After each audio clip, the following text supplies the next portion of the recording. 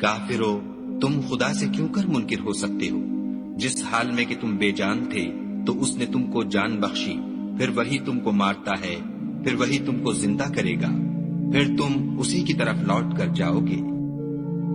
وہی تو ہے جس نے سب چیزیں جو زمین میں ہیں تمہارے لیے پیدا کی،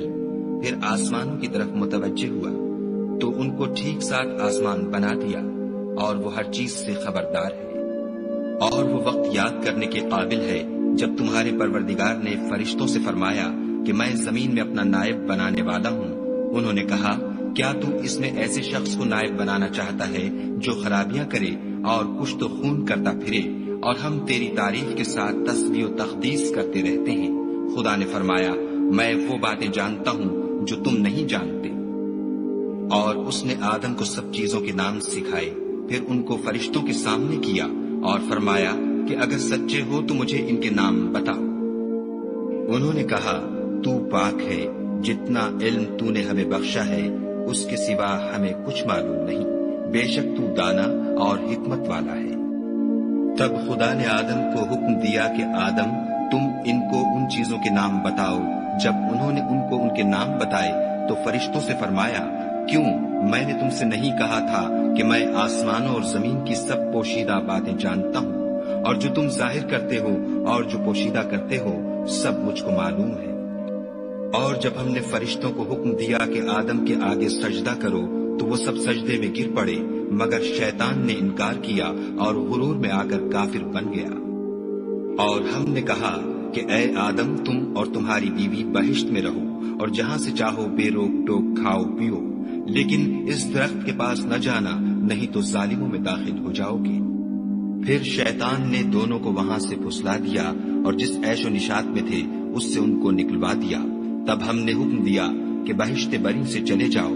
تم ایک دوسرے کے دشمن ہو، اور تمہارے لیے زمین میں ایک وقت تک ٹھکانہ اور معاش مقرر کر دیا گیا ہے۔ پھر آدم نے اپنے پروردگار سے کچھ کلمات سیکھے اور معافی مانگی تو اس نے ان کا قصور معاف کر دیا، بے شک وہ معاف کرنے والا اور صاحب رحم ہے۔ ہم نے فرمایا کہ تم سب یہاں سے اتر جاؤ، جب تمہارے پاس میری طرف سے ہدایت پہنچے تو اس کی پیروی کرنا، کہ جنہوں نے میری ہدایت کی پیروی کی ان کو نہ کچھ خوف ہوگا اور نہ وہ غمناک ہوں گے، اور جنہوں نے اس کو قبول نہ کیا اور ہماری آیتوں کو جھٹلایا وہ دوزخ میں جانے والے ہیں اور وہ ہمیشہ اس میں رہیں گے۔ اے آل یعقوب، میرے وہ احسان یاد کرو جو میں نے تم پر کیے تھے، اور اس اقرار کو پورا کرو جو تم نے مجھ سے کیا تھا۔ میں اس اقرار کو پورا کروں گا جو میں نے تم سے کیا تھا، اور مجھے سے ڈرتے رہو۔ اور جو کتاب میں نے اپنے رسول محمد صلی اللہ علیہ وآلہ وسلم پر نازل کی ہے، جو تمہاری کتاب تورات کو سچا کہتی ہے، اس پر ایمان لاؤ اور اس سے منکر اول نہ بنو، اور میری آیتوں میں تحریف کر کے ان کے بدلے تھوڑی سی قیمت یعنی دنیاوی منفعت نہ حاصل کرو، اور مجھے سے خوف رکھو، اور حق کو باطل کے ساتھ نہ ملاؤ اور سچی بات کو جان بوجھ کر نہ چھپاؤ، اور نماز پڑھا کرو اور زکوٰۃ دیا کرو، اور خدا کے آگے جھکنے والوں کے ساتھ جھکا کرو۔ یہ کیا عقل کی بات ہے کہ تم لوگوں کو نیکی کرنے کو کہتے ہو اور اپنے تئیں فراموش کیے دیتے ہو، حالانکہ تم کتاب خدا بھی پڑھتے ہو، کیا تم سمجھتے نہیں؟ اور رنج و تکلیف میں صبر اور نماز سے مدد لیا کرو،